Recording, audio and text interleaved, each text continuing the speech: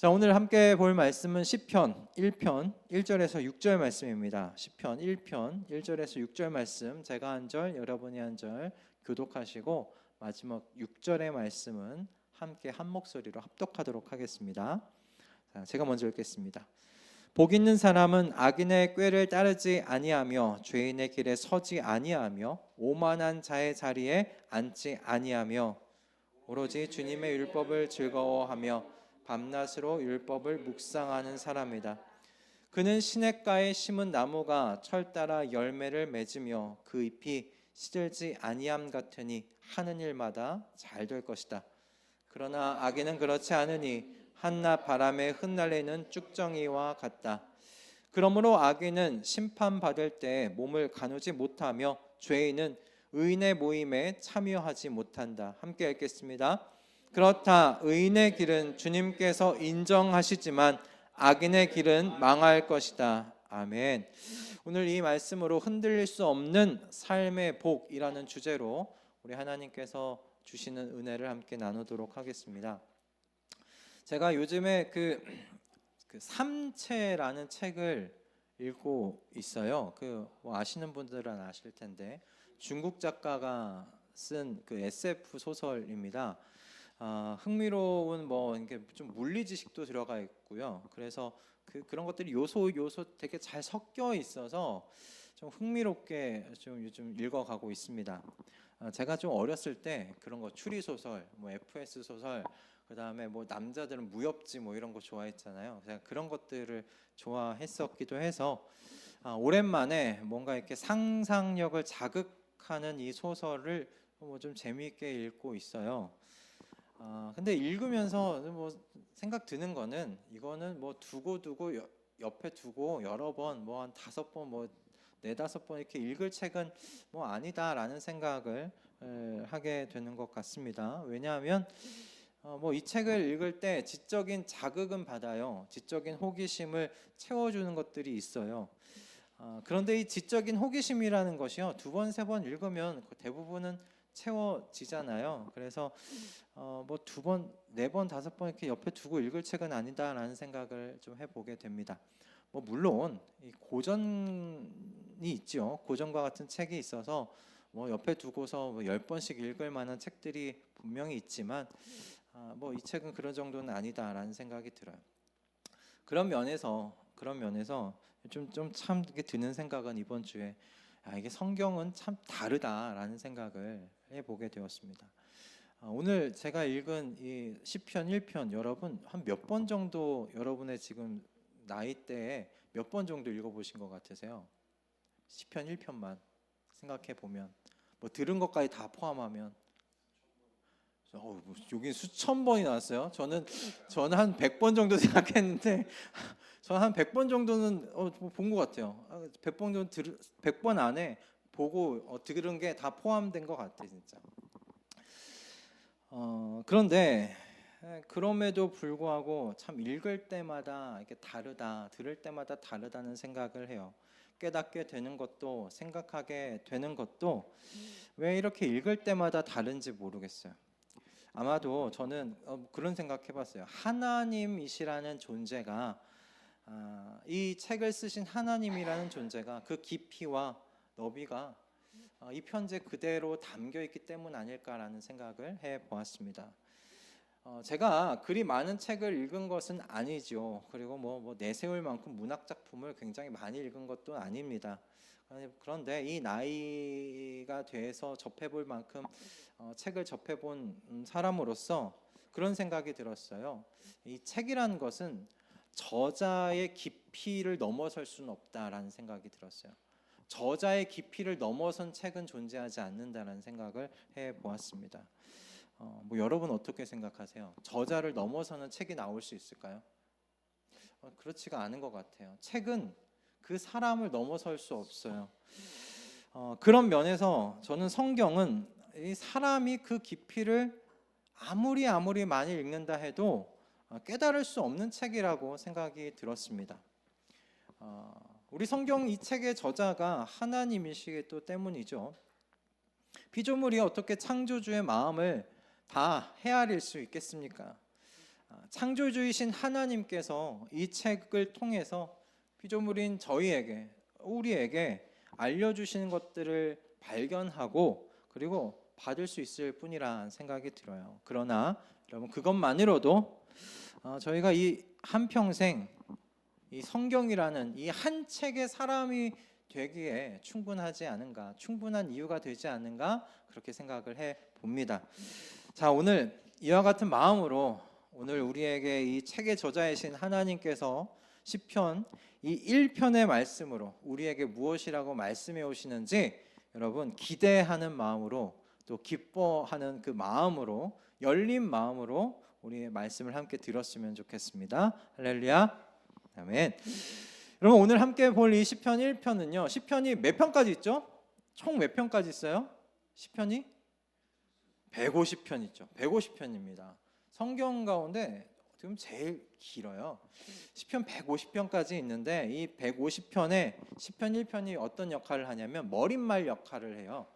이 시편 전체가 어떤 방향으로 흘러가겠구나라는 이 방향타 역할을 시편 1편이 하고 있습니다. 그래서 시편 전체의 주제가 무엇일까를 엿볼 수 있는 게 시편 1편이에요. 또 특별히 이 시편 1편이 중요한 것은 이 사람들의 눈을 자극할 만한, 사람들의 관심을 한가운데로 이렇게 모아줄 만한 주제로 시작하고 있다는 게 이 시편 1편이 가지고 있는 특별함입니다. 어떤 주제냐, 여러분?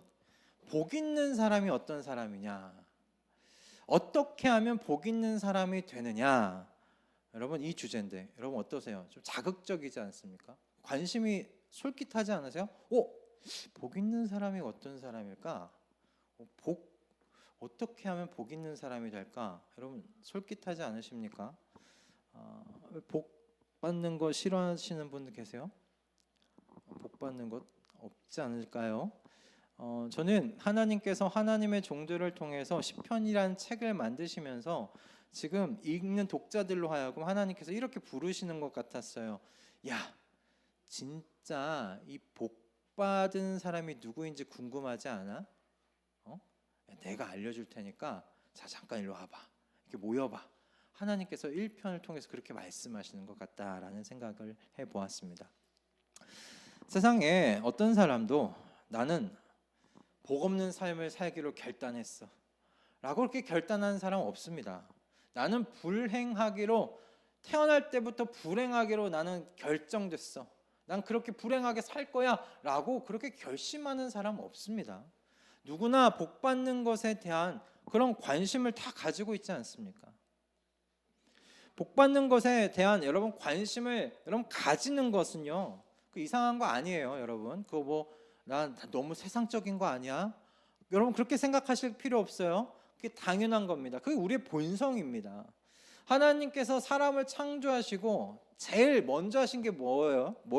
여러분 제일 먼저 하신 게 뭐예요? 사람을 창조하시고 복을 주셨어요. 복을 주시며 하나님께서 말씀하시되 라고 되어 있어요. 하나님께서 사람에게 먼저 복을 내려주셨어요. 창조하신 다음에. 그러므로 여러분 사람이 복에 대한 관심을 가지는 것, 그거 당연한 본성입니다. 그런데 하나님께서 어떻게 하세요? 죄 가운데 타락해서 복이 뭔지에 대해 몰라버린 무지해진 우리를 다시금 모으는 거예요. 하나님 백성들을 모으시고 다시 이야기하시는 거예요. 야, 복이 무언지, 복 받는 게 무언지, 어떻게 하면 복된 사람으로 살아갈 수 있는지, 자, 내가 이야기해 줄게. 모여봐 라고 이야기하시는 거죠. 진짜 복의 길을 하나님께서 알려주시려고 시편 1편에서 지금 하나님께서 말씀하고 계세요. 그런데 이 시편 1편의 방식이 좀 독특해요. 어떻게 독특하냐면, 복 있는 사람은 어떤 사람인가, 어떻게 하면 복 있는 그 사람이 되는가에 대해서 말씀하시려면 앞에서부터 복 있는 사람은 어떤 사람인지 말씀해 주셔야 되는데, 어떻게 이렇게 이야기하시냐면, 이러이러한 것을 하지 않는 사람은 복 있는 사람이다 라고 그런 식으로 말씀을 시작하세요. 이런 것 하지 않으면 복 있는 사람이야 라고 시작하신다는 거죠. 그래서 시인이 먼저 시작하는 것, 복 있는 사람이 하지 말아야 할 것 세 가지, 그걸 먼저 말씀하시면서 시편 1편을 시작하는데 그 세 가지가 무엇입니까? 첫째가 뭐예요? 악인의 꾀를 따르지 않는다. 그렇죠. 우리 제일 크게 말씀하셨어요. 둘째는 뭐예요? 죄인의 길에 서지 않는다. 그렇죠. 그게 두 번째입니다. 세 번째가 뭐예요? 오만한 자의 자리에 앉지 않는다. 그 세 가지를 이야기하고 있어요. 이 세 가지가 여러분 비슷한 말처럼 들리실지 모르겠는데 이건 비슷하지 않습니다. 우리 하나하나 연결되어 있다고 여러분 생각하시면 되는데, 첫 번째로 여러분 악인의 꾀를 따르지 않는다라는 말은요, 이렇게 좀 풀어서 말씀드릴 수 있을 것 같아요. 하나님을 공경하지 않는 사람들의 그 지혜와 지식을 따라서 실리적으로 살겠다라는 것이 악인의 꾀를 따르는 거예요. 하나님을 공경하지 않는 사람들의 지혜, 지식을 따라서 내가 실리적으로 살겠다, 손해보지 않고 살겠다라는 그 마음, 그 꾀, 그게 여기서 이야기한 악인의 꾀를 따르는 것이라는 거죠. 여러분, 세상에서 손해보지 않고 살겠다라는 거 모든 사람들이 가지고 있는 의지 아닙니까? 그런데 세상에서 손해보고 살지 않겠다는 의지, 이건 여러분 하나님을 공경하지 않는 사람들에게 더욱더 특별하게 보이는 모습이에요. 세상에서 손해보지 않고 사는 것이 복 있는 삶이라고 생각하는 거예요. 왜? 손해보지 않고 살아야 여러분 더 많은 것들이 소유가 늘어나잖아요. 소유가 늘어나는 삶을 이야기하는 거, 이것이 복된 삶이라고 생각한다라는 겁니다. 그래서 더 많은 복을 누리기 위해서, 더 많은 소유를 가지기 위해서 더 많은 것을 내 것으로 만드는 것에 대한 실리적인 삶을 따라가는 것, 지식을 따라가는 것, 여기서 이야기하는, 그래서 악인의 꾀를 따르는 것이라고 이야기를 하는 거예요. 그런데 문제는 뭐냐면 이 단계에 머무르지 않는다는 거예요. 그냥 하나님을 공경하지 않는 것, 그래서 그냥 그것, 하나님을 공경하는 것과는 상관없는 내가 더 많은 것을 실리적으로 갖게 되는 것, 그것을 따라가는 꾀, 거기에서 멈추지 않고요, 어디로 이어지냐면 죄인의 길에 서는 것이라고 이야기해요. 자, 여러분, 이것이 이어지고 있어요. 악인의 꾀를 따르는 것, 그리고 죄인의 길에 서는 것이라고 이야기합니다.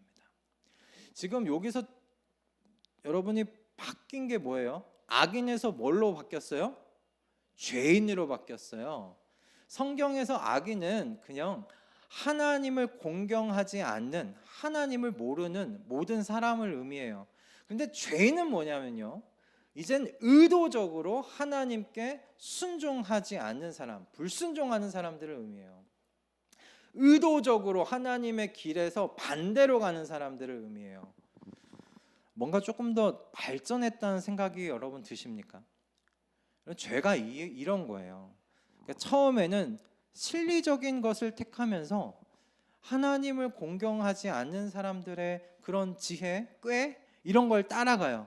그래야 뭔가 더 많은 것을 얻고 내가 손해보지 않고 사는 것처럼 느껴지거든요. 그렇게 보이거든요. 그러면 어떻게 되냐면 여러분, 그게 잠깐 단물 먹는 거예요. 단물, 설탕물 먹는 거예요. 달죠. 그때는 달아요. 그런데 이게 마치 뭐 같으면 중독 같은 거예요. 이제 그 맛에 길들여지기 시작해요. 그럼 어떻게 되냐? 이제 상습적인 게 돼요. 상습적이 돼요. 하나님의 뜻을 거슬러 사는 게 이제 습관이에요. 그게 뭐 어색하지가 않아요. 우리 속담에 여러분, 바늘도둑이 소도둑 된다는 말 있잖아요. 저는 여기에 딱 어울리는 말 같아요. 바늘도둑이 소도둑 되는 거예요. 제가, 이거 부끄러운 이야기인데, 제가 초등학교 5학년 때 이야기예요. 5학년에서 6학년 때 이야기인데, 제가 5학년 때부터 어머니와 다른 교회를 다니기 시작했어요. 버스를 타고 한 4정거장, 5정거장 가는 거리의 교회를 다니기 시작했어요. 그러니까 걸어가면 한 20분? 20분 정도, 20분, 25분 뭐 그 정도 걸어가면 되는 거리였어요. 근데 이렇게 걸어가다 보면은 제가 이제 다녔던 초등학교를 지나야 되는데 초등학교를 지나는 길에 문방구가 있고 또 뭐가 있었을까요? 예전에는 오락실, 그치? 오락실이 있었어요. 문방구 그리고 오락실이 붙어 있었거든요. 이제 뭘 얘기하는지 여러분 생각이 이제 짐작이 가시죠? 당시에 제가 되게 재밌게 했던 그 야구 게임이 하나 있었어요. 근데 교회 가는 도중에 그게 너무 하고 싶은 거예요. 너무 하고 싶은데 마음에 처음에 그 교회를 가지 않고 오락실로 가려고 할 때 이 마음이 이게 쿵쾅쿵쾅 거렸어요. 진짜 두근두근 거렸어요. 근데 어떡해요? 하고 싶은 마음이 교회 가는 걸 이겨버린 거예요. 오락실 문을 열고 들어가서 어머님이 그때는 이제 1,000원씩 주셨거든요. 헌금해라. 이 헌금 1,000원을 동전으로 바꿔서 오락을 했던 거죠. 처음에 그게 얼마나 떨리던지. 근데 그 5학년짜리가 무슨 생각이 들어요? 일찍 가면 안 된다. 이거 교회 마치는 시간 딱 맞춰서 제가 늘 가던 시간에 맞춰서 집에 가기 시작했어요. 처음에는 떨리죠. 어머니께서 교회 갔다 왔냐 그랬더니 천연덕스럽게 잘 다녀왔다고 천연덕스럽게 거짓말하면서 집에 들어갔는데 처음엔 너무 떨렸는데 여러분 이거 2번째, 3번째 하면 제가 떨렸을까요? 안 떨렸을까요? 하나도 안 떨렸어요. 굉장히 자연스럽게 얼굴에 만면의 미소를 가득 심으며 그렇게 집으로 들어갔던 저입니다. 네, 저의 이 방황이 순식간에 끝났어요. 어머니가 어떻게 하셨는지 오락실에 제가 열심히 오락을 하고 있는데 뒤에가 이상한 거예요. 전화왔더니 어머니가 와 계셨어요. 그때 귀를 잡고서 좀 집으로 끌려가가지고 정말 손에 어머니가 드는 대로 그냥 맞았어요. 진짜 흠씬 맞았던 기억이 납니다. 여러분 제가 뭘 얘기하냐면 처음이 뭐든지 처음이 어려워요. 2번째, 3번째 습관이 되면 어렵지가 않아요. 죄인의 길에 선다는 게 바로 그런 거예요. 여러분 죄가 이거 같아요. 공원을 가다 보면 이게 길이 아닌데 길이 나 있는 곳이 있잖아요. 잔디인데 길이 나 있어요. 왜 그래요? 사람들이 그리로 길이 아닌데 그냥 계속 다니다 보니까 길이 생긴 거잖아요. 처음에 몇 가지 생활의 유익을 위해서 내 삶의 편리를 위해서 신뢰를 위해서 하나님을 공경하지 않은 하나님을 아예 모르는 사람들의 세상의 조언의 귀를 기울입니다. 그런데 실제로 그 조언의 귀를 기울이고 진리를 챙기다 보면 어떻게 되냐면 이제 그 생활이 습관이 되는 거예요. 더 이상 하나님의 뜻 궁금하지도 않고 이제는 하나님의 뜻이라는 것이 불편해지기 시작합니다. 그래서 복 있는 사람은 어떤 사람인가? 아예 이런 습관과 거리를 두라는 겁니다. 죄인의 길에 서지 말라는 거예요. 하나님의 뜻을 의도적으로 거역하는 것이 습관이 되는 것 피하는 사람, 그거 복 있는 사람이라고 이야기하세요. 하나님께서는 이야기 진리를 챙기는 것, 많이 소유하는 것이 복되다고 이야기하시는 것이 아니라 죄인의 길에 서지 않는 것, 하나님의 말씀을 습관적으로 거역하면서 살아가는 그 삶, 그거 피하는 게 복된 거야 라고 이야기하고 계세요. 그러면 이 복 없는 사람의 마지막 단계가 뭐냐? 3번째가 뭐였죠? 오만한 자의 자리에 앉지 않는 것이었어요. 여러분 이 오만한 자의 자리에 앉지 않는다라는 의미가 무엇이냐면요, 이제 죄인의 길에 서게 되면 어떻게 하냐면 여러분 홍보하고 다녀요. 홍보해요. 그리고 나와 같이 걸어갈 사람들을 모집해요. 그게 오만한 자의 자리에 앉는 거예요. 즉 하나님과 상관없는 사람의 지혜로 살다 보니 내가 이런 유익을 얻었어, 내가 이렇게 부유해졌어. 내 소유가 이렇게 더 많아졌어. 자, 그러면 당신도 그렇게 할 수 있다고 이야기하게 되죠. 당신도 나처럼 하면 돈 벌 수 있어. 당신도 나처럼 하면 명예를 얻을 수 있어. 당신도 나처럼 하면 권세를 얻을 수 있어. 자, 내가 걸어온 이 길을 봐라. 당신도 나처럼 할 수 있어. 광고에 자주 나오지 않아요? 야, 너도 할 수 있어. 그게 오만한 자의 자리에 앉는 거예요. 그 자리에 앉아서 홍보하는 거예요. 사람들을 내게로 이끌어오는 거예요. 나랑 같이 이 대로로 가자. 그렇게 이야기하는 것이죠. 그럼 어떠세요? 이 1절을 이렇게 하나하나 살펴보시고 상상해 보시니까 어떠세요? 이 죄라는 게 뭔가 점차 이렇게 구체적이고 성장해져 가는 모습이 여러분 이렇게 좀 머리에 그려지십니까? 여러분, 시인은 복 있는 사람은요 무엇이냐면 아예 이 길로 들어서지 않는 사람이라고 이야기해주고 있는 거예요. 악인의 꾀를 따르지 말아라. 하나님을 공경하지 않는 사람의 그 지혜와 지식, 그거 가까이 하지 말아라. 죄가 습관이 되도록 하지 말아라. 오만한 자의 자리에 앉지 말아라. 그게 복 있는 거야 라고 가르치고 계시는 거예요. 여러분, 복 없는 사람들의 처음 시작은 단순했습니다. 진리를 따르는 것, 유익을 갖고자 하나님을 공경하지 않는 사람들의 꾀를 따라가는 것. 그런데 그러면 죄의 길에 서게 되고요, 오만한 자의 자리에 앉게 돼요. 너도 나처럼 할 수 있어. 너도 나처럼 될 수 있어. 그러면서 사람들을 대로로, 내가 하는 그 죄의 길로 이끌어 간다라는 겁니다. 그런데 여러분, 우리가 하나님을 모르고 공경하지 않는 사람들이 대다수인 그런 세상 속에 살아가고 있지 않아요? 그죠? 믿는 사람들이 대다수예요? 아니면 하나님을 공경하지 않는 사람들이 대다수예요? 제가 질문이 어려웠나요? 하나님을 공경하지 않는 사람들이 대다수인 곳에서 여러분이 살아가고 계세요. 우리가 살아가고 있어요.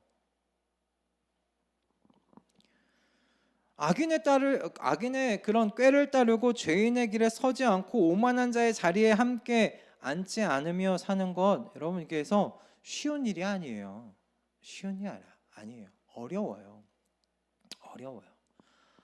저는 이게 어렵고 이게 너무나 어떤 의미에선 그 세상에 편만하게 보이는 모습이어서 시인이 1편에서부터 이걸 이야기하고 있다는 생각이 들더라고요. 어려운 일입니다. 여러분, 다수의 사람들이 가는 길이 영향력이 있어요. 그렇지 않아요? 많은 사람들이 가는 길이 영향력이 있어요. 힘이 있어요. 야, 이렇게 가지 않으면 나 망할 것 같은데 라는 생각이 들게끔 해요. 그 길을 거부하는 게 쉬운 게 아닙니다, 여러분. 많은 사람들이 가는 그 길에 나는 나는 이 길로 안 갈게. 난 다른 길로 갈 거야 라고 말하는 거, 그 쉬운 일 아닙니다. 어려운 일입니다. 여러분이 그 대다수의 사람들이 가는 길에서 내가 노라고 이야기하려면 여러분에게 무엇이 있어야 되겠어요? 무엇이 있어야 되시겠어요? 기준이 있어야 돼요, 여러분에게. 나는 이 길이 아니야 라고 생각할 수 있는 무언가, 그 기준이 여러분 가지고 계셔야 돼요. 거부할 수 있는 무언가 명확한 것을 여러분이 가지고 계셔야 돼요. 이 길은 내 갈 길이 아니라는 확신을 여러분이 가지고 있어야 수많은 사람들이 가는 그 대로를 내가 거절할 수가 있어요. 저에게 그런 기준이 없다면 여러분, 아무리 하나님의 백성이라 할지라도요, 세상에서 섞여 살 수밖에 없습니다. 구별될 수가 없어요. 다 똑같은 모습으로 살 수밖에 없어요. 그래서 나도 모른 채 오만한 자의 자리에서 나도 이 사람들처럼 이 길을 홍보하면서 살 수밖에 없어요. 대로가 하나님이 나에게 가게 하신 길이라고 그렇게 생각하면서 이 대로를 홍보하게 될지도 몰라요. 나에게 기준이 없으면.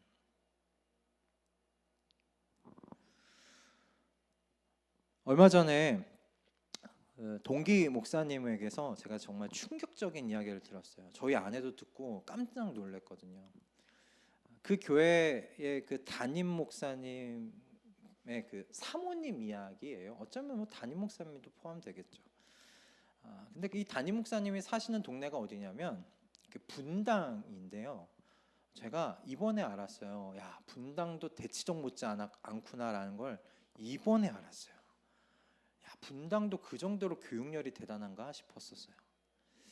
그 담임 목사님에게 딸이 한 명이 있는데 이 딸이 2년째 교회 예배에 참석을 하지 않는다는 거예요. 저는 처음에 그 얘기를 들었을 때는 담임 목사님하고 이 딸하고 뭐 이렇게 사이가 안 좋나? 딸이니까 담임 목사님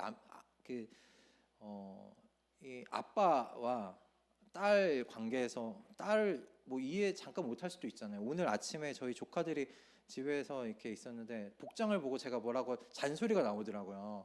야, 배꼽이 왜 보일락말락한 옷을 입냐라는, 그러면서 생각했어요. 아, 내가 아들이 있다는 게 참 다행이다. 아들만. 딸이 있었으면 내가 잔소리를 굉장히 많이 했겠구나라는 생각이 들더라고요.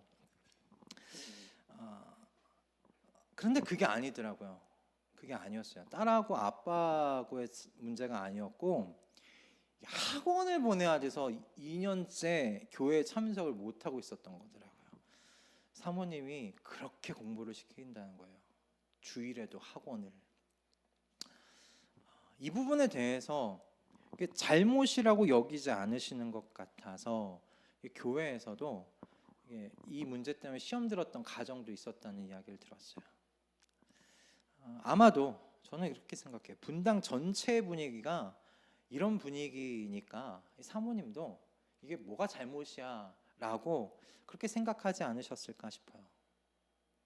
분당 전체가 그래요, 여러분. 대다수가 주일에 애 학원 보내가지고 좋은 대학 보내는 거 그게 뭐가 이상한 일이야 라고 생각해요. 여기서 여러분 기준이 없으면 이 흐름에 편승할 수밖에 없어요. 따라갈 수밖에 없어요. 아무리 그 교회 담임 목사님의 사모님이라 할지라도 기준이 없으면요 이 흐름을 거부하지를 못해요. 그래, 다 그렇게 살고 이게 당연한 거지 뭐. 잠깐이잖아, 2년이잖아. 대학 가서 교회 잘 나가면 되지. 이렇게 생각할 수 있어요. 저는 이 이야기를 오늘 말씀에 뭐 온전히 적용하고 싶진 않지만 분명한 기준을 가지고 있지 않은 삶이 우리에게 주는 위험성이 무엇인지, 성도에게 주는 위험성이 무엇인지를 좀 생각해 주는 이야기인 것 같아서 말씀드린 겁니다. 여러분, 큰 무리가 가지는 그 흐름의 영향력이라는 것은요 이렇게 대단해요. 그렇다면 여러분, 복 있는 삶과는 이렇게 다른 방향으로 가고 있는 큰 무리들의 영향력을 이겨내고 분명한 기준을 가지고 여러분 살아가는 삶, 어떻게 하면 그렇게 살아갈 수 있어요? 2절의 말씀이 우리에게 이 삶을 잘 설명해 주고 있어요. 2절의 말씀이 뭐예요? 오로지 주님의 율법을 즐거워하며 뭐예요? 밤낮으로 율법을 묵상하는 사람이다. 아멘.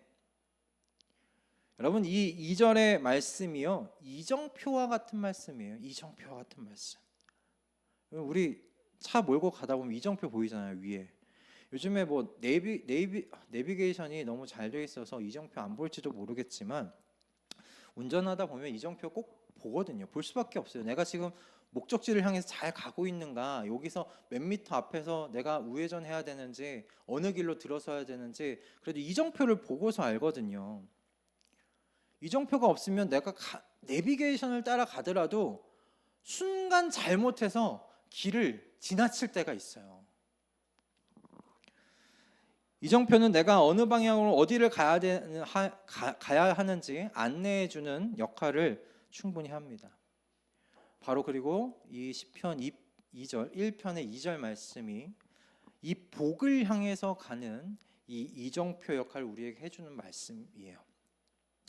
여러분, 이 말씀에서 이야기하고 있는 율법, 주님의 율법을 즐거워하고 밤낮으로 율법을 묵상하는 사람이다 라고 이야기하는 여러분, 이 율법이요, 히브리어로는 토라라는 말입니다. 히브리어로 토라라는 말인데, 이 토라라는 말이 어느 말에서 나왔냐면 야라라는 동사에서 나왔대요. 야라라는 동사.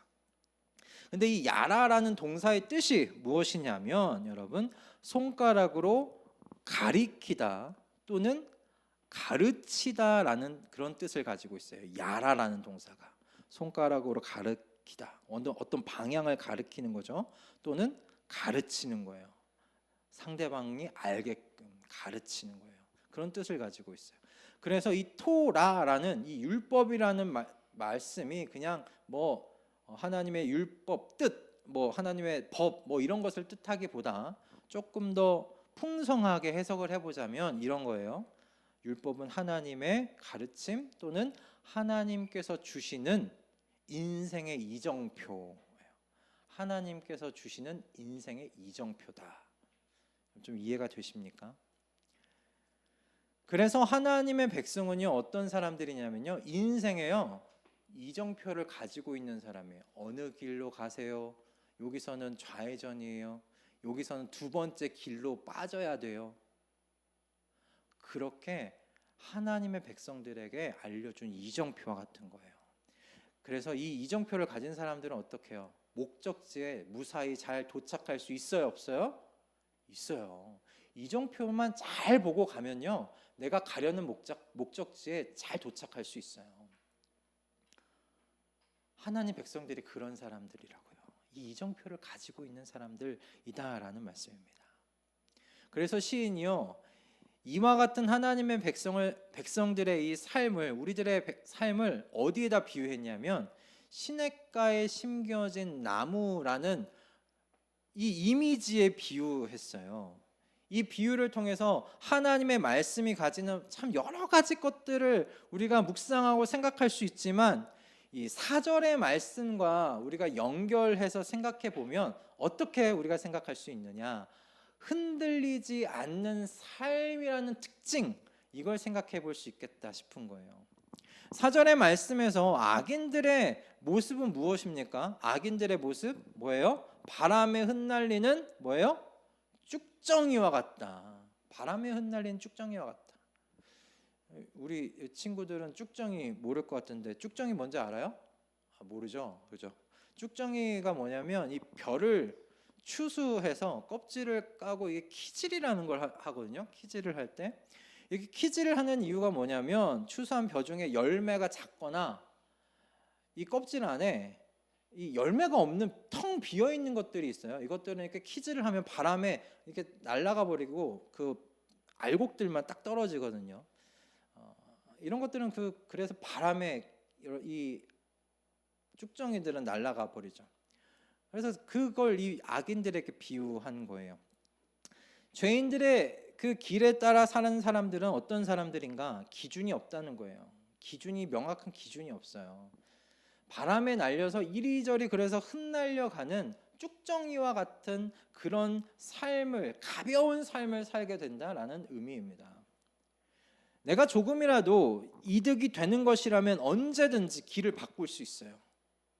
좌로 갔다가 우로 갔다가 내가 어떤 것이라도 조금 더 이득이 되는 것 선택하는 거죠. 그러나 하나님께서 주신 삶의 이정표를 가진 사람들은 다르다는 거예요. 이 길 저 길 헤매이지 않는다는 겁니다. 돌지 않는다는 겁니다. 이정표를 따라가기 때문이죠. 마치 시냇가 옆에 뿌리를 내리고 그렇게 심어져 있는, 그렇게 살아가는 나무와 같다는 겁니다. 그럼 이런 나무들은 어때요? 흔들리지 않아요. 바람에 흔들리지 않아요. 좌로 갔다 우로 갔다 이리 갔다 저리 갔다 흔들리지 않아요. 우뚝 서 있는 나무처럼 기준이 있어서 흔들리지 않습니다. 거센 바람을 온몸으로 맞더라도 그 자리를 지킵니다. 그게 시냇가에 심겨진 나무 아닐까요? 그러나 흔들리지 않는 삶을 살아갈 가장 정말 중요한 이유가 뭐냐면 6절의 말씀입니다. 6절 말씀 이렇게 돼 있죠. 의인의 길은 주님께서 어떻게 하신다고요? 인정하시지만 악인의 길은 망할 것이다. 하나님께서 주신 이 이정표를 귀하게 여기고 이 이정표를 탐구하고 이 이정표대로 나아가는 사람들, 하나님을 그렇게 공경하는 삶의 자리로 나아가는 사람들의 그 길은요, 하나님께서 어떻게 하신다고요? 인정하신다고요. 그래, 너 잘 가고 있어. 이 길대로 가. 내가 너의 발걸음을 축복해. 내가 너의 발걸음을 격려해. 내가 너의 발걸음을 지지해. 하나님께서 그렇게 인정해 주신다고요. 하나님이 인정하시니까 그 삶이 흔들리지 않는다는 겁니다. 흔들릴 수 없는 거죠. 저는 우리 가족 모두의 삶이 이와 같이 되기를 바랍니다. 아멘. 하나님께서 인정하시는 삶, 그래서 어떤 모진 바람에도 흔들리지 않는 삶 살아가시기를 소원합니다. 그러니 여러분, 하나님께서 저와 여러분에게 주신 이 삶의 이정표로서 이 말씀을요, 우리 가까이 하십시다. 이 말씀을 그래서 좀 즐거워하십시다. 야, 여기에 내 삶이 어떻게 가야 하는지, 야, 그 방향이 여기 다 담겨 있다고? 여러분, 그 마음으로 기쁘게 말씀을 가까이 하는 거예요. 밤낮으로 한번 생각하고 읊조리면서 하나님께서 여기에 남겨두신, 여기선 우회전, 여기선 좌회전, 여긴 두 번째 길로 가, 그런 하나님의 음성을 여러분 이 말씀 속에서 들으면서 하나님과 함께 여행하시는 겁니다. 그와 같은 하나님을 모시고 사는 그 삶에 여러분 기쁨을 맛보시는 우리 모든 가족들 다 되시기를 주님의 이름으로 축복합니다. 아멘. 여러분, 주님께서 주신 이 이정표를 따라가는 삶을 하나님께서 인정하시는 삶입니다. 그러니 여러분, 비바람이 몰아칠 수 있죠. 그 길 위에 천둥 번개가 내리칠 수 있지요. 간혹은 어둠이 짙게 깔릴 수 있지요. 그러나 여러분, 흔들리지 않습니다. 흔들리지 않습니다. 이정표가 보이니까 이정표 따라가면 되잖아요. 아무리 어두운 밤이라도 이정표 요즘에 뭐 어떻게 야광으로 돼 있잖아요. 다 보여요. 어둡더라도 상관없는 거예요. 비바람이 몰아도 아무리 암흑 같아도 상관이 없는 거예요. 이정표가 보이니까 이정표만 따라가면 되는 거예요. 그렇게 우리 하나님께서 주신 이 말씀 속에서 우리 방향을 찾고 하나님이 알려주신 방향대로 한번 나아가 보시는 저 여러분 다 되시기를 원합니다. 하나님께서 인정하시는 길이니 여러분 그 길 위에 있는 여러분을 하나님께서 책임지실 줄 믿습니다. 할렐루야. 아멘. 하나님께서 우리에게 이미 주신 흔들리지 않고 살아갈 이 복을 누리시며 살아가는 우리 모든 복된 가족들 다 되시기를 주님의 이름으로 축복합니다. 아멘.